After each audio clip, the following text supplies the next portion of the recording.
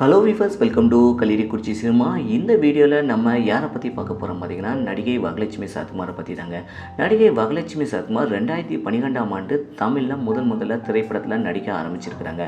அது என்ன படம்னு தெரியுமாங்க? ஆமாங்க, அதுதாங்க நம்ம விக்னேஷ் சிவன் இயக்கத்தில் போடா போட்டி அப்படிங்கிற படத்தில் நடிக்க ஆரம்பிச்சிருக்காங்க. இதில் சிம்பு கூட நடிக்க ஆரம்பிச்சிருக்காங்க. இதுக்கப்புறம் தாரத்தப்பட்ட அப்படிங்கிற படத்தில் நடிச்சிருக்கிறாங்க. இவங்க நிறைய படங்களில் கதாநாயகியாக நடித்தாலும் வில்லி கேரக்டர் தாங்க இவங்களுக்கு ரொம்பவே சூட் ஆகிருக்குன்னே சொல்லலாங்க. நிறைய படங்களில் வில்லி கேரக்டரில் நடிச்சிருக்கிறாங்க. அதில் பார்த்தீங்கன்னா சர்க்கார் கூட விஜய் கூட வில்லி கேரக்டரில் நடிச்சிருக்கிறாங்க. அப்புறம் சண்டைக்கோழி 2 விஷால் கூட வில்லி கேரக்டரில் நடிச்சிருக்கிறாங்க. இதே போல் தெலுங்குலேயும் நிறைய வில்லி கேரக்டரில் நடிச்சிருக்கிறாங்க. வீர சைமா ரெட்டி அப்படிங்கிற படத்தில் நடிச்சிருக்கிறாங்க. நடிகை வரலட்சுமி சரத்குமாரோடைய சொத்து மதிப்பை பற்றி தான் பார்க்க போகிறோங்க. இந்நிலையில் 11 ஆண்டுகளாக திரைத்துறையில் பணியாற்றி வருகின்ற வரலட்சுமி சரத்குமார் தன்னுடைய சொத்து மதிப்பு 15 கோடி வரை இருக்கும் என தகவல் வெளியாகி இருக்குங்க. இவங்க பார்த்திங்கன்னா ஒரு படத்துக்கு 70 லட்சம் வரை சம்பளம் வாங்குறாங்க அப்படிங்கிறது நிறைய தகவல் வெளியாகிட்டு வருதுங்க. இவங்களுடைய சொத்து மதிப்பு 15 கோடி இருக்கும் அப்படிங்கிறது நிறைய பேர் தெரிவிச்சிட்டு வராங்க.